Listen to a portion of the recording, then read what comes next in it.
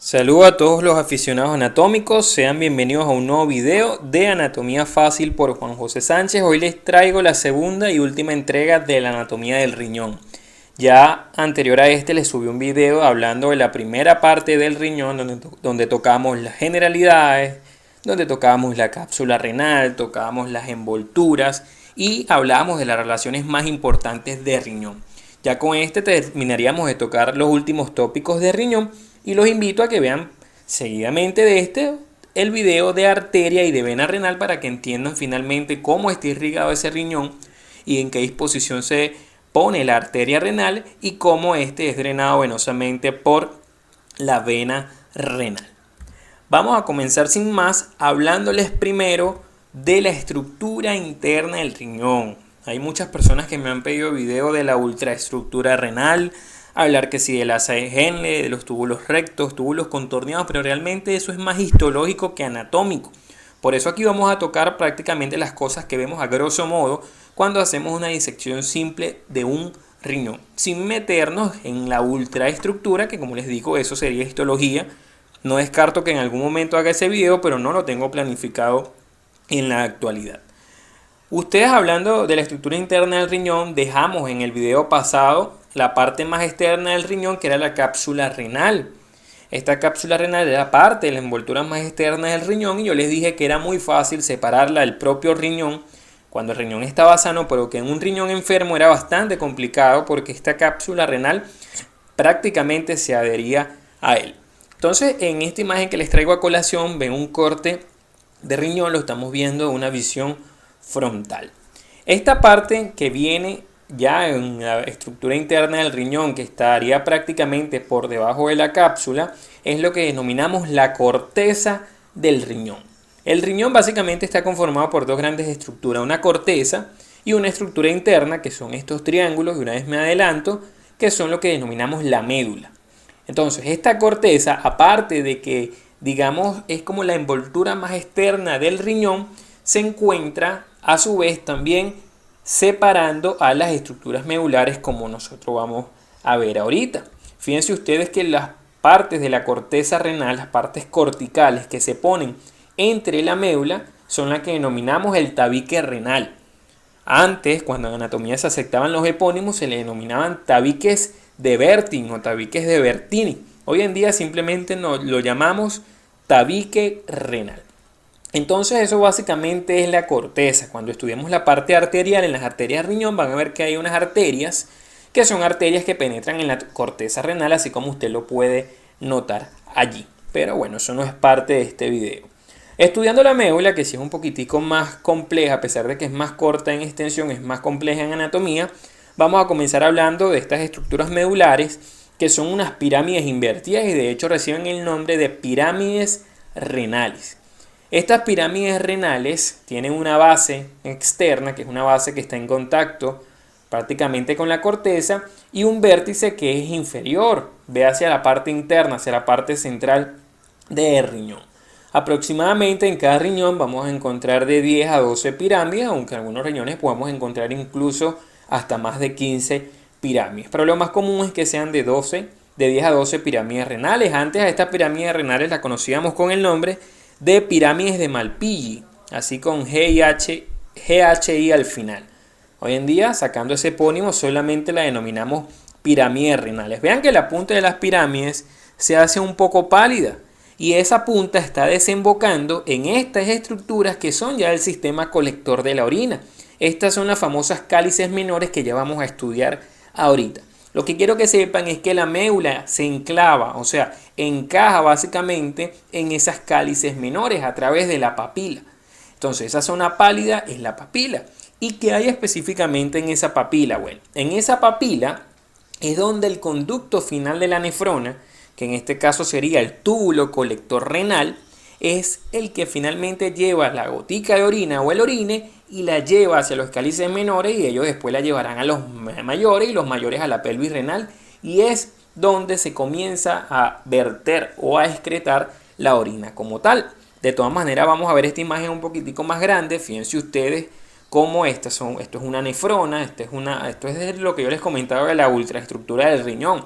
Pero al final me va a llegar al túbulo colector y esos túbulos colectores todos perforan la papila renal. ¿Qué es esto? Esto es como la punta de la médula, para que se imaginen. Y vean que cada túbulo colector o muchos túbulos colectores perforan a cada papila. De hecho, se dice que por cada riñón aproximadamente puedan haber hasta 500 túbulos colectores. Entonces esta zona de la papila, que es la que está metida dentro del cáliz menor, tiene muchos huequitos. Eso parece un colador. Es por eso que los anatomistas le dieron el nombre de área cribosa de la papila o área cribiforme, porque cribiforme significa con forma de colador. Vean, es la forma de colador como tal. Muy bien, ya conocen que estos son los túbulos colectores y este sería el área entonces cribosa o cribiforme del riñón.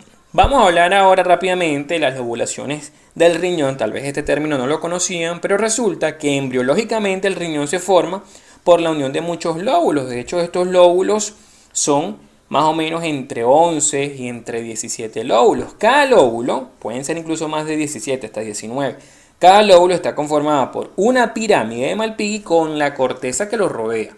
Entonces, si usted ve que son de 10 a 12 pirámides por cada riñón, entonces más o menos esos son el conjunto de lóbulos que formaron seguramente a ese riñón. Esto es un riñón de un niño, es para que más o menos entiendan el concepto de lobulación. Esos lóbulos comienzan a unirse hasta que ya en la etapa adulta prácticamente no existe un riñón lobulado como tal, sino que podemos ver vestigios de que tal vez hubo o existieron lóbulos que se unieron, pero es una sola estructura en el adulto. Vamos a seguir entonces hablando de los riñones, vamos a hablar del área del pedículo y del área del seno renal, pero antes no se vayan a despegar de este video.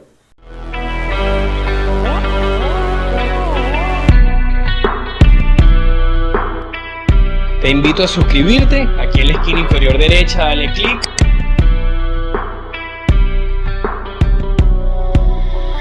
Y no olvides darle like al video.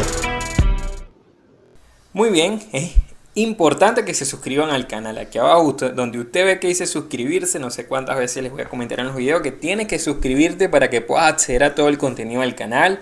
Puedas ver los más de 160 videos de anatomía. Tenemos anatomía de los riñones, glándula suprarrenal, uréter. Y bueno, seguimos haciendo videos, aún nos falta muchísimo. Si hay algún video de anatomía que no veas aquí, pero que me quieras pedir, me lo puedes comentar aquí abajo en este mismo video. Yo seguramente lo leeré y en algún momento te haré el video que tú me estés solicitando. Solamente que a veces no tengo tiempo a responder en los comentarios a todos, ni a hacer los videos que todos me solicitan, pero siempre los tomo en cuenta. Hablando del pedículo renal, recuerden ustedes que en el video anterior hablamos del ilio. Y el ilio era la zona de la cara interna del riñón o del borde interno por donde entraban o salían las estructuras hacia el riñón. Entonces, esas estructuras que entran y salen del riñón son las que denominamos el pedículo renal. Básicamente en el riñón van a entrar linfáticos, van a entrar también nervios, pero son estructuras que muy pocos estudiamos. Cuando nosotros hablamos del pedículo renal, casi siempre se estudia una tríada clásica de tres cosas. Hablamos de una vena renal, que es la estructura más anterior que penetra a nivel del pedículo. Por detrás de ella encontramos a la pelvis renal, que tal vez no conocen ese término, lo van a conocer ahorita, denominada mejor como pelvis del uréter. Está muy mal llamada pelvis renal, pero así es que lo llaman la nómina anatómica, sino lo ideal es pelvis del uréter. Esto está posterior a la vena renal. Y la arteria renal sí tiene una disposición que, aparte de ser variable, sus ramas terminales están entrelazadas con la vena renal y con la pelvis renal. Esa es la disposición específica de este pedículo renal. Si lo vemos en esta imagen, vemos nuevamente a la vena renal anterior. Recuerden que hay un video solamente dedicado a vena renal. Por detrás de ella la pelvis renal o pelvis del uréter, y vean la disposición aún más posterior que tiene la arteria renal y con sus ramas terminales que están penetrando a nivel de ese ilio renal. Hablando ahora del seno renal, recuerden ustedes que la entrada al riñón o a la parte interna del riñón era el ilio que se encontraba en su borde interno o borde medial. Bueno, eso me lleva a un espacio, un hueco literalmente, que es un receso realmente, que es el seno renal.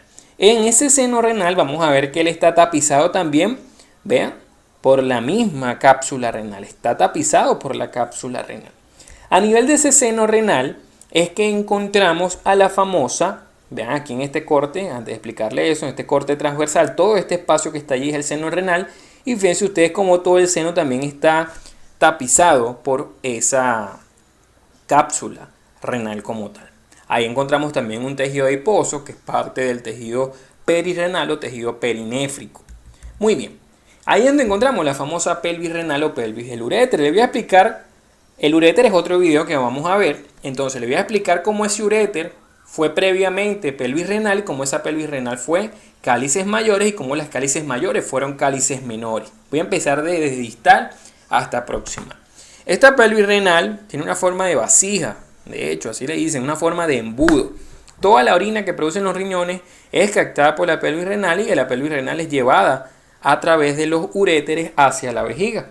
Entonces esta pelvis renal en su porción más alta va a medir de 2 a 3 centímetros o de 20 a 30 milímetros, como dice el Test Tube Latarjet, y en su parte más ancha mide de 1.5 a 2 centímetros.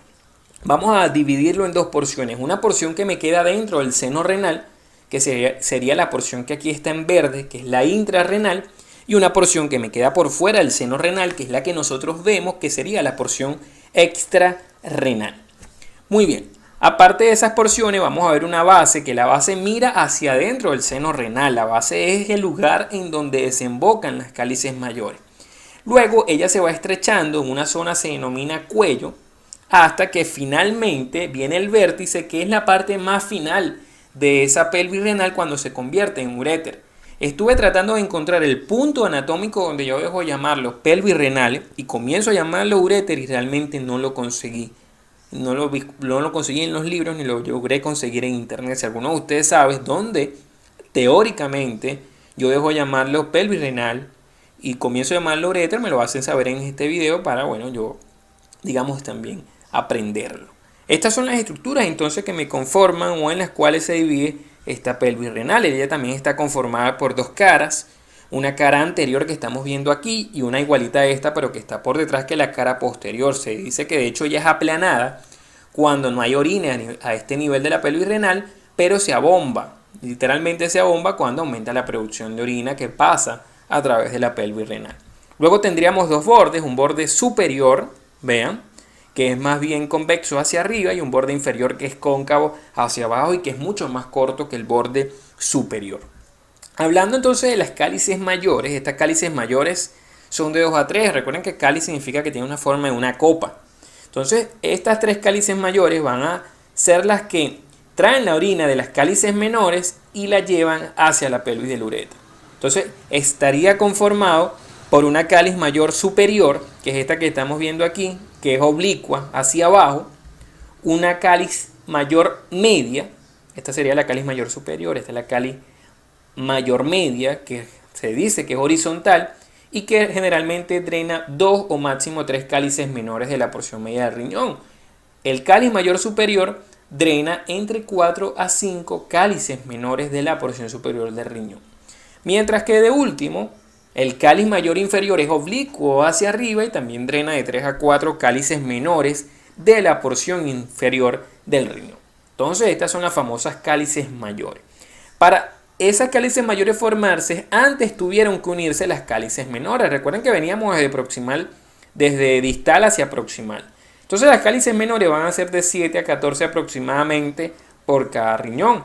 Ellas tienen una extremidad superior, que es la parte del cáliz, o sea, de la copa, que calza sobre la pirámide renal, en donde se enclava esta famosa estructura que les expliqué al final digamos, de la diapositiva pasada, que era, ¿se acuerdan? Que le dije que era algo blancuzca.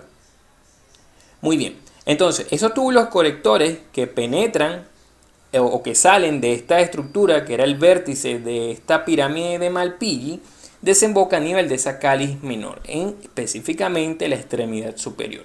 Luego la extremidad superior es la que se va a unir al resto de las extremidades inferiores y es la que va a desembocar para la formación posterior de las cálices mayores.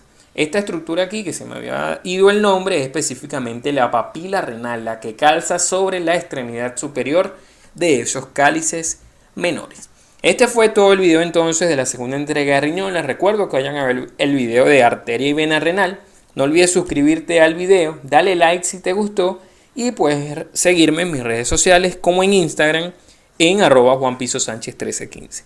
Nos vemos entonces en los siguientes videos.